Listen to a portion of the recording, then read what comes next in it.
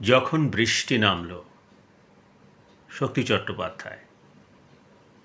বুকের মধ্যে বৃষ্টি নামে, নৌকো টলমল, কুল ছেড়ে আজ অকুলে যায়, এমনও সম্মল নেই নিকটে। হয়তো ছিল বৃষ্টি আসার আগে, চলচ্ছক্তিহীন হয়েছি, তাই কি মনে জাগে পোড়ো বাড়ির স্মৃতি, আমার স্বপ্নে মেশা দিনও।